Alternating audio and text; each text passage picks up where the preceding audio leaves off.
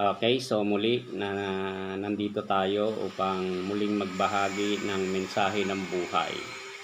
Sa Colossus chapter 2 verse 10, that ye might walk worthy of the Lord unto all pleasing, being fruitful in every good work and increasing in the knowledge of God. Tagalog, upang kayo'y magsilakad ng nararapat sa Panginoon sa buong ikalulugod niya at magsipamunga sa bawat gawang mabuti at magsilago sa kaalaman ng Diyos. So, ang nais ko pong ibahagi mula rito, walk worthy in the sight of God. Yung paglakad ng nararapat sa paningin ng Diyos. Napakahalaga po na tayo ay magsilakad ng nararapat sa Panginoon sa buong ikalulugod niya. Andun po yung word na ikalulugod niya. So, mayroon tayong 4W of acceptable life in the sight of God. Tignan po natin mula po sa 4 na W, andun po yung katagang acceptable life in the sight of God. So yung salitang acceptable, kasama dyan yung adjustment sa alignment ng ating buhay. So pag-aralan po natin kung paano tayo makalakad ng karapat-dapat sa paningin ng Diyos. Okay, number 1, walk in the truth of the Word of God. Walk in the Word of God. Yung lumakad ka sa salita ng Diyos. Lumakad ka sa katotohanan ng salita ng Diyos. So yan po ay isang mahalagang bahagi ng ating buhay. Yung Word of God. Yan po ang una upang maging acceptable ang ating buhay sa paningin ng Diyos, yung makita ka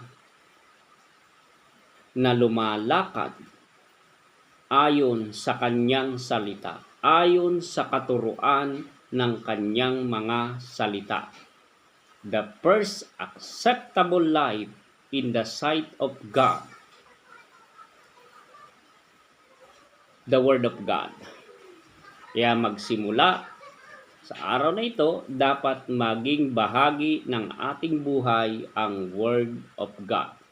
Sa pag-umpisa mo sa iyong pagtatrabaho, mahalaga na umpisahan mo ito sa salita ng Diyos. So napakahalaga po na yung pamumuhay natin hindi po lihis sa salita ng Diyos. Kasi pag lihis ang pamumuhay natin, hindi tayo namumuhay sa salita ng Diyos, hindi tayo magiging acceptable sa kanyang harapan. Sabi nga sa Santiago chapter 1 verse 22, mamuhay kayo ayon sa salita ng Diyos, kung ito'y pinakikinggan lamang ninyo, hindi nyo sinasagawa, ang sabi po ng Biblia, dinadaya ninyo ang inyong sarili. So meron tayong self-deception. Ang nililinlang natin, ang niluluko natin ay ang ating sarili. Kaya lumakad tayo sa salita ng Diyos, sa katotohanan ng salita ng Diyos. Okay, yun po yung unang W. Okay, pangalawa po, walk in the will of God. Lumakad ka sa kalooban ng Diyos. Huwag lang tayong tawag ng tawag sa Panginoon dahil sabi ng Panginoon, hindi lahat ng nagsasabi, Panginoon, Panginoon, papasok sa kaharian ng Diyos, kundi yaon lamang gumaganap at tumutupad ng kanyang kalooban, ng kanyang salita. Kaya mahalaga po yung will of God. Kung may word of God, dapat andun na yung will of God. Sa bawat araw na pamumuhay po natin, lagi nating isipin ang kalooban ng Diyos. Sabi sa Matthew chapter 5 Verse 6, mapalad ang mga taong nagmimithing makatupad sa kalooban ng Diyos kapagkat ipagkakaloob sa kanila ang kanilang minimithi. Kaya mahalaga po yung will of God. Okay, una, word of God. Pangalawa, will of God. Pangatlo, ways of God. Walk in the ways of God. Lumakad tayo ayon sa pamamaraan na nais ng Diyos.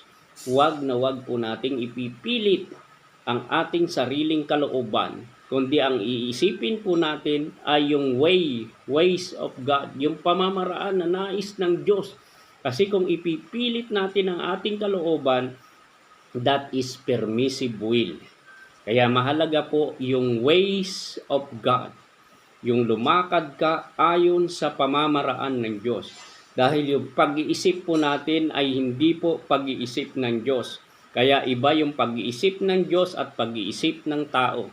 Sabi nga sa Bible, sa Kawikaan, may daang tila matuwid sa paningin ng tao, ngunit ang dulo nito ay kapahamakan. Kaya mahalaga na umayon tayo sa pamamaraan na nais ng Diyos. Panghuli po at panglas mga kapatid, walk in the wisdom of God. Yan, lumakad tayo ayon sa karunungan na nais ng Diyos. Kasi po ang karunungan, ang wisdom, napakalaki na maitutulong nito sa ating buhay. Lalo na kung tayo ay may mga pinagdadaanang mga hamon o mga pagsubok sa buhay, we need the wisdom from God. Sabi nga sa Santiago chapter 1 verse 5, kung kulang ng karunungan ang sino man sa inyo, humingi siya sa Diyos. Yan, hingin po natin sa Diyos. Humingi siya sa Diyos sapagkat ang Diyos ay saganang magbigay at di nanunumbat. So we need the wisdom from God. So according to Proverbs chapter 4, wisdom is a principal thing. Siya yung pangunahin. Kaya pag siya yung pangunahin sa lahat ng aspeto ng ating buhay. Kaya pag siya po, yung karunungan ay nasa atin, mapapabuti tayo physically, spiritually, emotionally, financially, socially. Kaya mahalaga po ang karunungang buhat sa Panginoon. Kaya kalooban ng Diyos na mamuhay tayo ng nararapat sa Kanyang harapan. The 4W of acceptable life in the sight of God. Number 1, Word of God. Dapat nasa ating buhay yan. Number 2, Will of God. Number 3, Ways of God. And number 4, the wisdom of God.